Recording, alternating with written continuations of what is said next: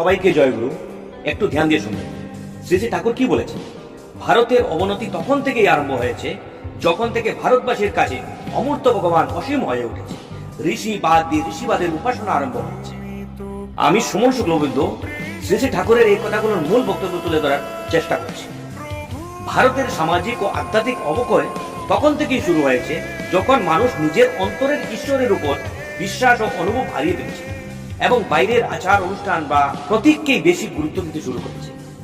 মানুষ ঈশ্বরকে খোঁজার জন্য মন্দিরের মধ্যে পাগল হয়ে ঘুরে বেড়াচ্ছে, কিন্তু নিজের হৃদয় মন্দিরে খোঁজার কথা ভুলেই যাচ্ছে। সহজভাবে বললে, আগে মানুষ বিশ্বাস করত ভগবান মানুষের অন্তরে আছে। নিজের মন, বিবেক, ভালোবাসা ও সত্যের মধ্যেই ঈশ্বরকে খুঁজতে হবে। তাই মানুষের চরিত্র, নৈতিকতা, সহানুভূতি এসব ছিল প্রধান। কিন্তু ধীরে ধীরে সেই ভাবনা বদলে গিয়ে মানুষ বাহিক প্রতীক যেমন আচার অনুষ্ঠান, মূর্তি পূজা ইত্যাদিকেই বেশি গুরুত্ব দিতে শুরু করেছে। ফলে ভক্তির আসল উদ্দেশ্য আত্মশুদ্ধি ও মানবতার পিছনে পড়ে গেছে। এই পরিবর্তনের ফলে মানুষ বাহিক ধর্ম পালন করলেও অন্তরের উন্নতি কমছে। ভক্তি অনেক ক্ষেত্রে হয়ে গেছে শুধুই লোক দেখানো।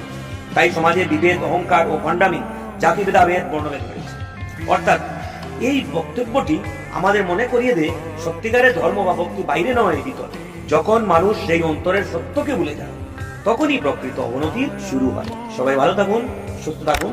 জয় গুরু।